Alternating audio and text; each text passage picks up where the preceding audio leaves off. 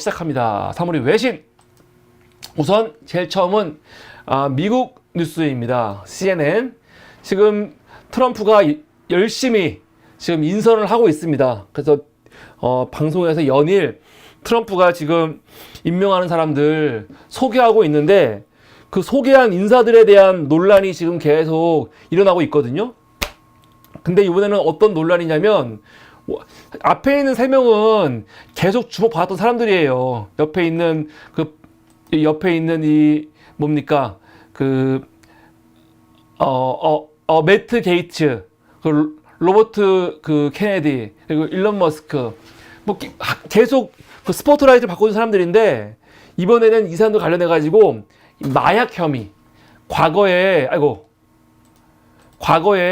마약을 한 적이 있고, 그걸로 조사받았다는 경력, 그것 때문에 지금 계속 언론에서 또 화제가 되고 있습니다. 왜 그러냐면, 공화당이 지난 정부 때, 지금 정부죠. 바이든 아들이 마약했잖아요. 그래서 바이든 아들 마약했다고 공격을 엄청 세게 했거든요. 엄청 세게 했고, 트럼프도 마찬가지입니다. 트럼프도 마약과 관련해가지고 굉장히 단호한 얘기를 많이 했는데, 정작 트럼프가 임명한 사람들은 보니까 다 마약이라든가 마리화나라든가 그런 것들 과거에 혐의가 있거나 그런 사람들이니까 이거 문제 있는 거 아니냐? 그래서 그런 이슈가 지금 벌어지고 있습니다. 기사 내용을 보니까 트럼프 내각 및 주요 행정부 인사들 가운데 일부가 과거 마약 사용 기록이나 의혹을 가지고 있으며, 이와 관련된 지금 논란이 조명되고 있다. 그런 얘기입니다. 트럼프 인사 중에서 마약 문제가 주요한 이슈가 되지 않거나 다른 논란에 가려지고 있는 상황도 있다는 거죠. 우선 맨 왼쪽에 있는 매트 게이츠. 이 사람은 지금 사실은 마약도 마약이지만 미성년자와의 성관계 문제, 그 의혹이 더 커갖고 오히려 마약 문제는 좀 묻혀져 있다, 그러는 거예요. 그런데 이 사람이 미성년자와의 성관계 문제뿐만이 아니라 약물 복용 의혹도 있다는 거죠. 게이트는 이거를 전면 부정을 했습니다.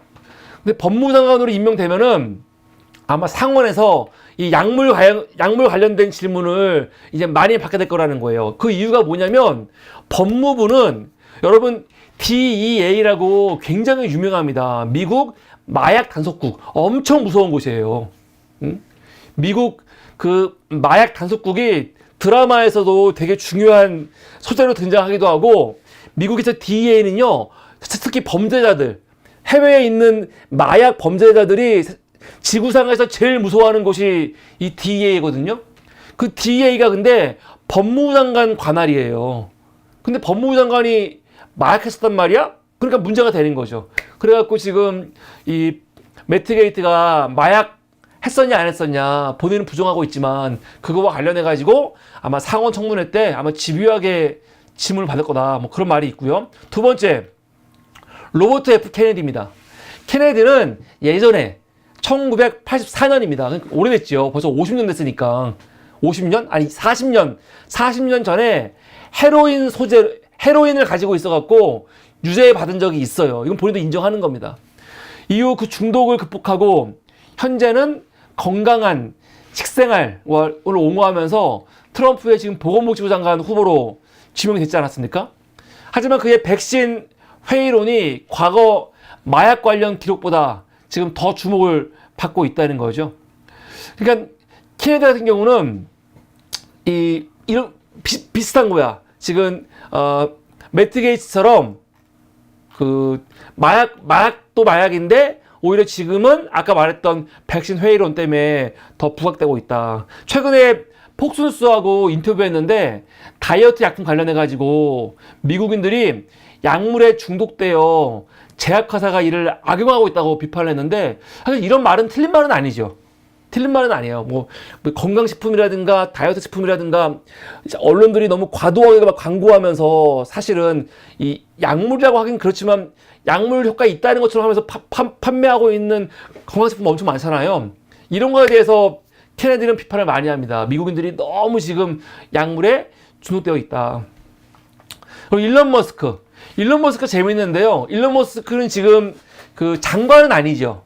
내각의 공식 직책이 있는 건 아닌데 이미 알려진 것처럼 정부 효용성 부서라는 새로운 부서를 만드는데 거기에 공동 책임자로 지명을 했거든요. 근데 일론 머스크가 과거에 그때 2021년이었나 2년이었나 몇 년 안 됐어. 몇 년 전에 팟캐스트에서 마리화나를 피웠어요. 실시간 방송에서. 그래서 그게 굉장히 문제가 되고 화제가 되었습니다. 그런데 마리아나 흡연 사건, 마리아나 핑계 왜 문제가 됐냐면 당시 일론 머스크의 엑스스페이스 있잖아요. 엑스스페이스가 나사하고 같이 공동사업을 했거든요. 근데 나사에서 일론 머스크가 마리아나 피는 거 보고 기겁을 한 거예요. 기겁을. 왜냐면 나사에서는 그 우주인들, 조종사들 훈련하는데 약물 같은 거 관련해가지고 정신건강 관련해가지고 굉장히 예민하고 굉장히 주의를 요한대요. 근데 일론 머스크 같은 사람들이 기업으로 있는 그 회사가 괜찮은 회사냐.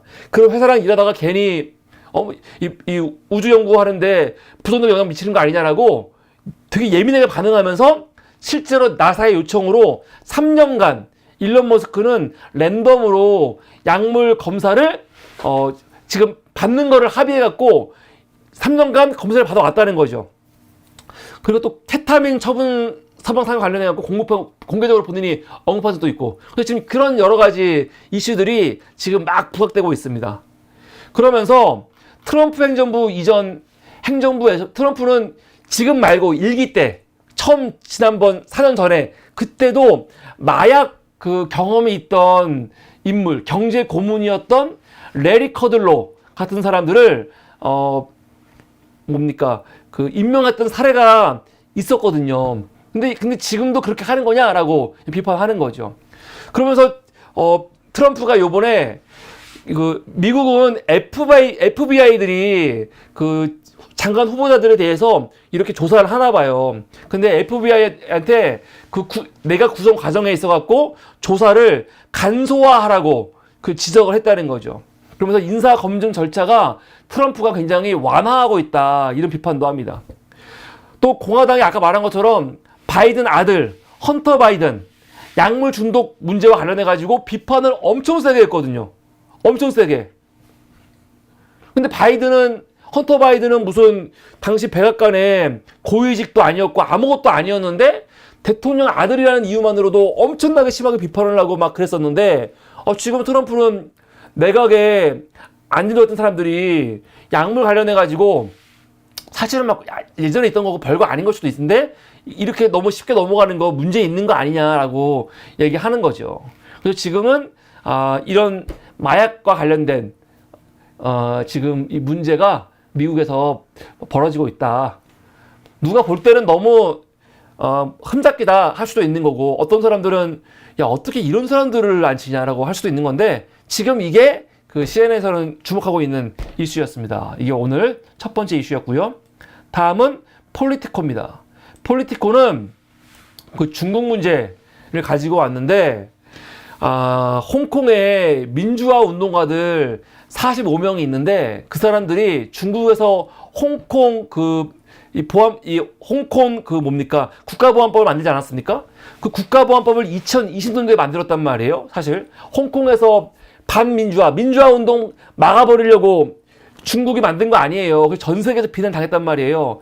그 국가보안법이 만들어진 이후에 지금 최대 그 재판인 거죠, 이게. 그래서 홍콩에 있었던 45명의 민주주의 운동가들에 대해서 요번에 그 징역형이 선고됐다는 이 기사입니다. 이거 지금 굉장히 큰 기사입니다. 그래갖고 해외 외신에 지금 굉장히 크게 나오고 있는 기사거든요. 내용을 보면 홍콩에서 45명의 전직 의원 그리고 민주주의 운동가들이 4년에서 최대 10년형 그 징역형을 선고받았다는 보도입니다.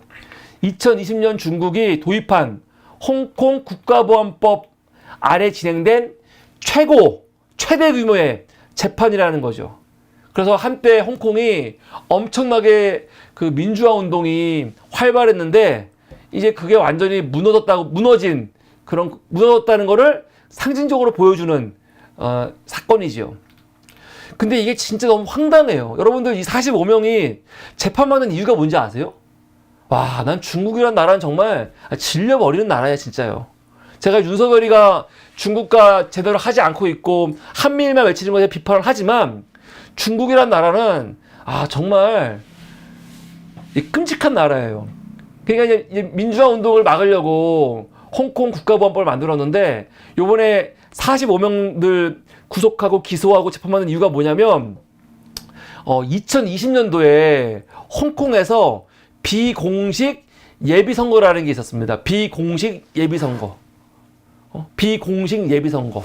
우리로 따지면은 딱 단정하기는 어려운데 우리로 따지면은 뭐냐면은 그 당내 선거 있죠. 그러니까 본선거 가기 전에 당내 경선 같은 거 있잖아요. 그런 걸 포함해가지고 하여튼 저도 좀 이해가 안 되게 했는데 하여튼 쉽게 생각하면은 우리로 따지면은 그 본선거 전에 그 당내 선거라고 생각하면 돼요. 당내 선거로 생각하면 돼요.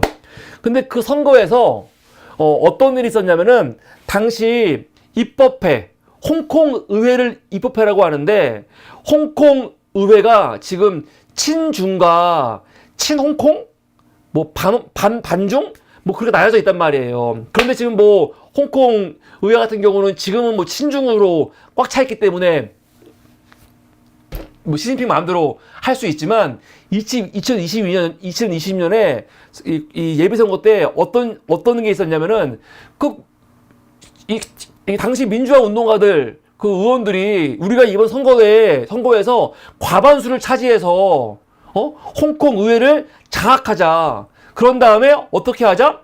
행정장관이 있거든요. 홍콩에. 중국에서 임명한 장관이 있을 거 아닙니까? 최고. 그 사람을 사임시켜버리자. 잘라버리자. 이렇게 서로 이야기를 했단 말이에요. 그럴 수 있는 거죠. 마치 우리로 따지면은 의회에 과반수 3분의 2 차지한 다음에 윤석열 문제 있으면 탄핵시켜버리자. 얘기할 수 있는 거 아니야. 이게 무슨 폭력 모의가 아니잖아요. 선거에 의해서 우리가 과반수를 차지한 다음에 의회 권력을 이용해갖고 행정부 견제하자. 뭐 그런 내용이거든요. 근데 그거를 중국에서 어떻게 얘기했냐? 이거는 한마디로 그 반정부 이거는 혁명을 시도하려고 하는 잘못된 거다. 이거는 국가를 전복하려고 하는 시도다. 그런 식으로 하면서 이 사람들을 다 구속을 시킨 거죠. 아니 이게 말이 돼? 선거에서 이기자는 건데 그럼 선거에서 져야 돼? 특별한 게 아니에요. 선거에서 이겨가지고 그 의회 권력으로 행정부를 견제하자고 하는데 그렇게 모의했다고. 그 모의한 게 혁명을 이 정부의 권위를 훼손하고 헌정 위기를 초래하는 거라고 해서 그 사람들을 구속을 시킨 거예요. 얼마나 황당합니까? 얼마나 황당합니까? 그래서 판결문에 따르면 이 예비선거는 많은 시간, 자원, 돈이 투입된 조직적인 활동이었으며 단순한 학문적 연구에 그치지 않았다. 그러면서 타이와 알빈융, 타이라는 사람과 알빈융 같은 변호사들이 그 계획의 불법성을 알고도 이런 운동을 추진했다고 하면서 이제 실형을 선고한 거죠. 선고 후 피고인들은 법정에서 가족들에게 막 손을 흔들었다고 합니다. 뭐 류콕홍의 아내 참포잉이라는 사람은 남편이 6년 9개월 징역형 선고받은 것에 대해서 놀라지 않았다고 하면서 이들이 홍콩의 소헌법에서 보장된 권리를 사용해 민의를 반영하려 했을 뿐이라고 주장했습니다. 그러면서 참포잉은 이 감옥형이 부당한 투옥이라고 지금 비판을 합니다. 이번 판결은 2019년 대규모 반정부 시위 이후 홍콩 당국이 반대 의견을 억압하는 방식을 보여준다고 지금 평가하고 있습니다. 비판받고 있습니다. 언론 탄압, 선거권 축소와 함께 베이징이 홍콩 반환 당시 약속했던 50년간의 시민 자유 보장이 점점 유명무실해지고 있다고 지적합니다. 홍콩 및 베이징 정부는 국가보안법이 도시의 안정성을 위해 필수적이라고 지금 주장하고 있는데 이번 판결은 국제인권단체와 외국 정부로부터 강한 비판을 받고 있다. 이게 폴리티코의 기사였고요. 실제로 AP에서도 오늘 이 사건을 다루면서 해외 반응들을 정리해가지고 보도를 했습니다. 그래서 가져왔어요. 뭐 기사 제목은 홍콩의 민주 활동가 45명한테 그 징역형 비판했다. 근데 베이징 같은 경우는 지금 방어적인 입장을 취하고 있다고 하는데, 이거와 관련해갖고 그 해외의 반응들, 미국은 뭐라고 하냐면, 미국은 피고인들이 홍콩의 소헌법에 따라 보호받아야 할 정상적인 정치 활동을 했을 뿐이라며 강하게 지금 이번 판결을 비판하고 있습니다. 미국 영사관은 이 사건을 정치적 동기에서 기소된 사례로 규정하고 모든 정치범의 즉각 석방을 요구했습니다. 영국은요, 외무부의 인도 태평양 담당 장관이 홍콩 당국이 보안법을 사용해 정치적 반대 의견을 범죄화했다고 비판하면서 이는 표현의 자유와 정치적 참여 권리를 침해한 것이라고 주장합니다. 마지막 홍콩 총독 크리스 패트는 이 사람이 홍콩의 마지막 총독이었거든요. 이 판결을 홍콩 시민과 전 세계 인권을 중시하는 사람들에 대한 모욕이라고 표현했습니다. 그리고 EU도 입장이 나왔는데요. EU는 이번 판결이 홍콩의 기본적 자유와 다원주의에 대한 전례 없는 타격이라고 비판했고, 평화적 정치 활동을 기소한 것에 심각한 우려를 표한다라고 이야기했습니다. 호주도 입장이 나왔는데, 호주는 외무부 장관이 호주 국적자인 고든은과 다른 피고인들의 선고에 대해 강한 우려를 표하며 국가보안법의 광범위한 적용에 이의를 제기했다고 합니다. 대만 같은 경우는 이번 사건이 굉장히 중요하죠. 대만은 물론 홍콩과는 다르다고 하지만 대만은 언젠간 중국이 대만을 칠 거다라는 염려가 있잖아요. 그랬을 때 본인들이 혹시라도 중국이 대만과 전쟁을 일으켜갖고 대만을 중국이 힘으로 눌러버렸어요. 그럼 앞으로 대만의 미래는 어떻게 될까? 그게 홍콩이거든요, 홍콩. 그러니까 대만은 홍콩 문제에 대해서 더 주의해서 보고 있단 말이에요. 대만은 이번 판결이 홍콩에 50년 동안 변함없는 자치 약속을 위반한 것이라고 비판하고 있고, 일국 양제가 실행 불가능하다는 점을 다시 한번 증명했다고 주장하고 있습니다. 유엔도 입장이 나왔죠. 유엔 인권 고등 판무관실 대변인은 국가보안법이 표현, 평화적 집회 및 결사의 자유를 침해하는데 사용되고 있다며 깊은 우려를 표명했습니다. 그리고 이제 국제 인권단체들 있죠.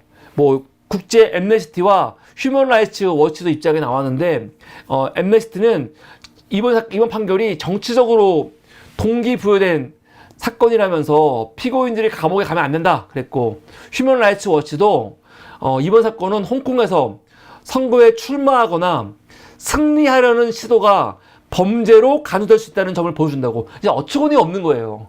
이번 선거 진짜로 뭐냐면 선거에서 이기자 했다고 해서 지금 처벌한 거예요. 그럼 선거에서 져야 되나? 참나. 반면에 중국과 홍콩 정부의 입장은 다르죠. 중국이야 민주주의라는 명목으로 불법 행위를 정당화할 수 없다, 그런 얘기하고 있습니다. 지금 윤석열이 하는 말과 비슷한 느낌이 들죠. 서방 국가들이 홍콩 법원의 공정한 판결을 비난하는 것은 법치 정신을 훼손하는 것이다, 그따위 얘기하고 있습니다.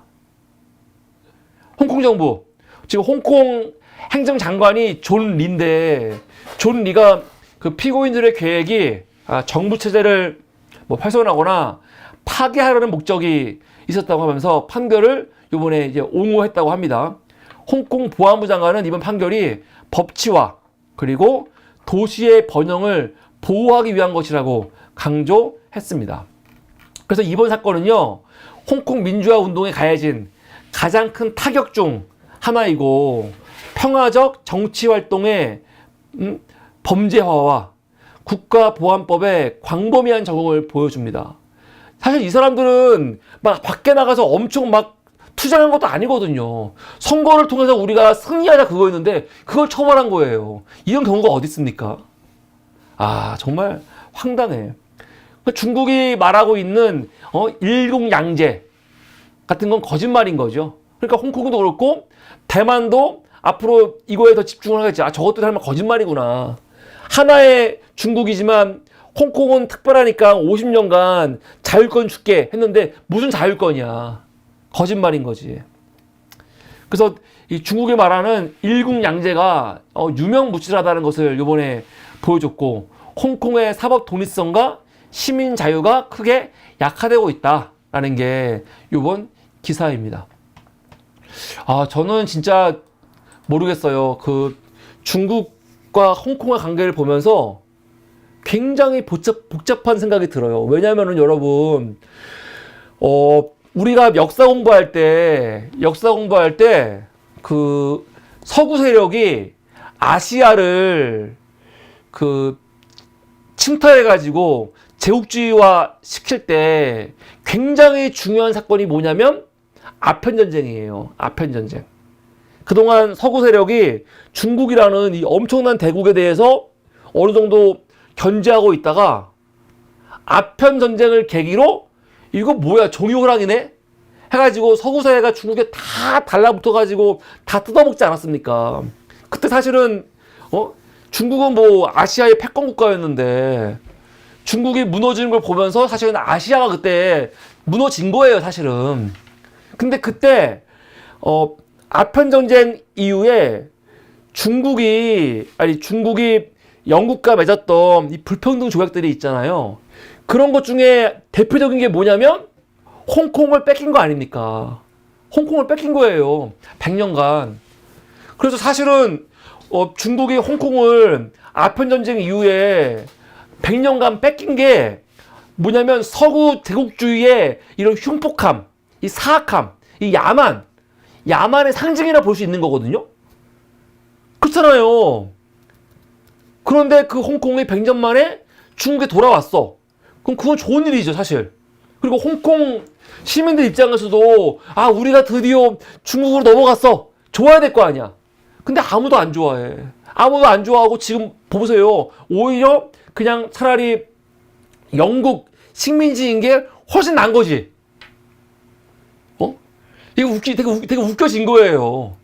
원래 100년 지나고 홍콩이 중국으로 돌아왔으면은 사실은 홍콩이나 중국이나 아, 우리가 100년 전에 이 수치스럽게 홍콩을 할양했다가 다시 돌아왔으니까 너무 좋아. 아, 만세 부르고 막 서로 좋아해야 되는데 전혀 그렇지 않다는 거죠, 지금. 전혀 그렇지 않아요. 이게 참 역사의 아이러니입니다. 예. 그래서 지금 그 요번에 홍콩 민주화 운동가들 45명에 대한 요 판결이 지금 굉장히 중요한 기사로 지금 퍼지고 있습니다. 그래서 여러분 이런 거 있다는 거 알아두시면 좋을 것 같습니다. 또 이번에 BBC 기사에서도 중요한 기사가 나왔는데 지금 독일이 그 뭡니까? 그 발트해에 해적 케이블이 있거든요. 근데 지금 해적 케이블들, 유럽과 관련된 해적 케이블들이 많이 있는데 그 케이블들이 지금 계속 절단되는 사고가 벌어지고 있어요. 근데 그게 우연이 아니라는 거죠. 독일 당국이 이거는 사보타주다. 사보타주 뭡니까? 고의로 지금 사건을 일으켜서 부수는 거죠. 이거는 지금 누군가라고 지적은 안 했지만 누군가가 지금 사보타주하고 있는 거다라고 지금 의혹을 제기한 겁니다. 결론 먼저 얘기하자면 그 누구는 누굽니까? 러시아죠, 러시아. 발트해가 러시아가 우크라이나하고 전쟁을 일으키고 나서 서방 세력과 가장 첨예하게 대립하고 있는 지역이 발트해거든요. 근데 발트해에서 치사하게 그 해적 케이블, 그 케이블들은 주로 인터넷 연결망 같은 거 되는 거거든요. 그런 걸 지금 다 끊어버리고 지금 이 파손시키고 있거든요. 이걸 러시아가 하고 있는 거 아니야라고 지금 의심하고 있는 겁니다. 기사를 보면 독일의 국방장관 보리스 피스토리우스가 발트해에서 발생한 두 해적 케이블 절단 사건, 지금 사건이 2번 있었는데 이게 사보타주 그리고 하이브리드 공격의 가능성이 있다고 밝혔습니다. 이번 사건을 러시아와 서방 간 긴장이 고조된 상황에서 발생했으며 독일과 핀란드 모두 이를 유럽 안보에 대한 위협으로 보고 있다는 거죠. 여기 지도 보면은 지금 보면은 이 독일하고 핀란드 간에 이 빨간색 케이블이 보이죠. 이게 1170km에 달하는 해저 케이블입니다. 해저 케이블. 그리고 스웨덴에 소속되어 있는 섬 중에 여기 있는 고틀란드 섬이 있어요. 이 고틀란드 섬하고 리투아니아하고 또 케이블이 연결되어 있거든요. 이건 218km. 근데 이 두 케이블이 다 파손이 된 겁니다. 근데 이거에 대해서 이거는 누가 고의를 한 거다. 어디? 러시아가. 그런 의심을 하고 있는 거죠. 그러면서 이거와 관련해 가지고 스웨덴 민방위부 장관 칼 오스카 볼리는 사건의 원인을 파악하는 것이 절대적으로 중요하다고 했고, 또 핀란드의 통신 및 사이버 보안 기업 시니아가 이 핀란드하고 이 독일 연결하는 이 케이블 관리하는 회사인데, 여기서는 외부 충격 없이 이런 손상은 불가능하다라고 했다고 합니다. 이거는 누가 봐도 의도적으로 했다는 거죠. 그래서 이런 수리에는 5일부터 한 15일 걸리는데, 이거 관련해 가지고 발트해에서 이렇게 반복적으로 이런 인프라 손상이 일어나는 거는, 이거는 러시아가 지금 하고 있는 게 아니냐라고 의심한다는 거죠. 독일과 핀란드는 이번 사건을 국가 안보와 유럽의 통신 인프라 안정성에 대한 심각한 위협으로 보고 있고, 사건의 원인을 조사하고 추가 손상을 방지하기 위한 대책 마련에 나서겠다고 밝히고 있습니다. 지금 이런 일들이 벌어지고 있다. 방송하는 사이에 우리 다윈님 오셨습니다. 다윈님 반갑습니다. 다음은 가디언인데, 가디언이 기사 재밌어요. 노시오 조. 이 조는 조 바이든 말하는 거죠. 요번에 G20 브라질에서 있었는데, G20 정상들 모여가지고 이제 마지막에 사진을 찍지 않겠습니까? 근데 그 사진에 지금 조 바이든이 없어요. 조 바이든만 없는 게 아니고 그 캐나다의 트루도 그리고 이탈리아의 그 총리도 지금 빠져 있습니다. 그래서 근데 제목은 뭐냐면 지금 조 바이든이 노쇼 없다. G20 정상회의 단체 사진에서 지금 바이든이 없다는 거죠. 이거는 왜 없냐면은 요번에 G20 행사를 하는데 그 뭐냐면 여기 장소가 리우에 있는 현대미술관에서 그 상징적인 슈가로프산을 배경으로 촬영을 했대요. 그래서 여기 보면은 시진핑이라든가 모디라든가 마크롱 같은 사람들 다 있는데, 여기에 트리도 또 멜로니, 이탈리아 총리 멜로니, 그리고 바이든이 없다는 거죠. 왜 없냐? 촬영 시간 맞춰가지고 도착을 못했대요. 이게 말이 됩니까? 난 이게 진짜 이해가 안 돼. 아니, 다 정해져 있는 시간인데, 다 정해져 있는 일정인데 어떻게 그 일정을 못 맞춰요? 이게 말이 돼요? 그래서 한쪽에서는 바이든이, 뭐 딴 사람들은 모르겠어, 바이든은 여기에 고의적으로 오지 않은 거다. 고의적으로. 여기에 러시아 그 외무장관 세르게이 라브로프가 와 있었거든요. 원래는 푸틴이 와야 되는데 푸틴이 지금 올 수가 없죠. 푸틴이 지금 국제사법재판소인가 거기서 지금 체포명령이 떨어졌잖아요. 그래서 푸틴은 러시아 밖으로 못 나와요, 지금. 그래서 지금 G20에 오지 않고 외무장관이 왔는데, 그 외무장관 만나기 싫어갖고 바이든이 안 온 게 아니냐라고 지금 추측이 있는데, 미국은 그거에 대해서 말도 안 된다. 말도 안 된다. 우리가 모든 거는 촬영이 원래 약속한 시간보다 너무 일찍 진행됐다라고 말하거든요. 말도 안 되는 거죠. 하여간 바이든이 어떤 이유인지 모르겠지만 오지 않았다는 거죠. 바이든은 정상회의 동안 우크라이나의 주권을 지지하며 러시아의 침공을 비난하는 메시지를 전달을 많이 했습니다. 그런데 기사에서는 바이든이 자신의 외교적 유산을 강화하려는 시도가 일부 참가국들한테 무관심하게 받아들여지고 있고, 오히려 도널드 트럼프의 복귀에만 관심이 있다고 해요. 그래서 지금 바이든이 조금은 찬밥 시세인가 봐요. 바이든이 말하는 게 사람들 귀에 들어오겠습니까? 안 들어오지? 그래서 이번 사건은 가디언이 어떻게 해석하냐? 바이든이 지금 G20에서 어떤 위상인지를 보여주는 상징적인 사건이다라고 보여주고 있습니다. 그의 마지막 국제 정상회의의 모습이 굉장히 초라하다는 거죠. 초라하게 끝났다 하면서 이제 좀 비판하고 있죠.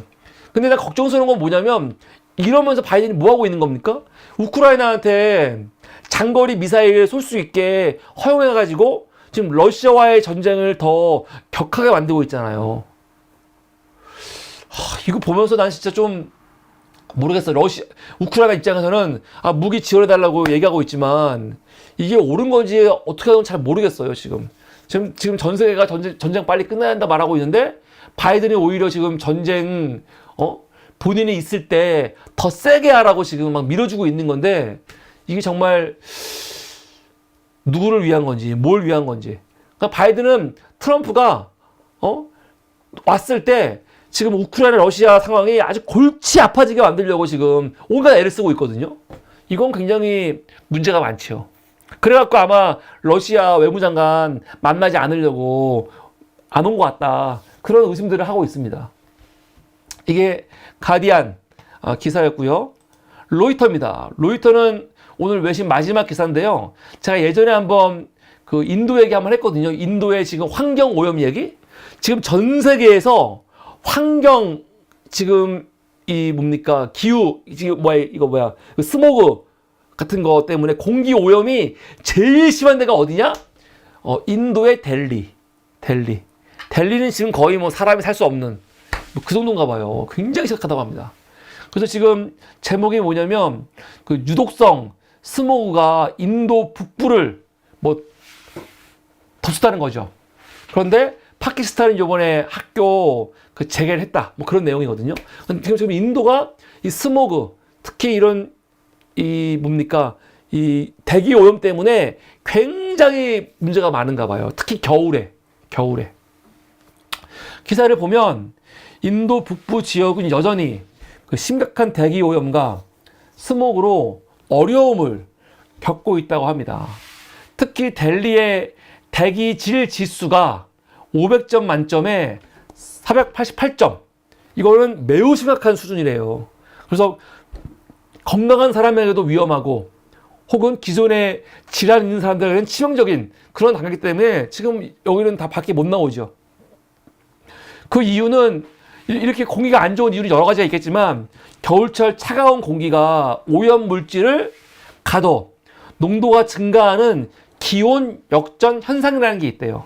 그거하고 펜자브와 하리아나 지역의 불법 농작물 소각, 그리고 차량 배출가스와 건설활동, 그런 것들이 주요 원인으로 지목되고 있다고 합니다. 이에 따라서 인도 정부는 그 차량 이동 제한, 또 건설 활동 금지, 학교 온라인 수업 같은 그런 긴급 조치를 시행하고 있다고 합니다. 델리 외곽의 우타르 프라데시 지역에서는 스모그로 인해서 아그라의 가시거리가 0m. 0m. 바로 앞에도 안 보인대요. 바로 앞에도. 야, 대단하다. 그리고 지금 세계적인 관광지 타지마할 같은 경우는 지금 일주일 넘게 그 관광객들이 관광을 할 수 없다고 합니다. 안 보이는데 타지마할 못하러 가.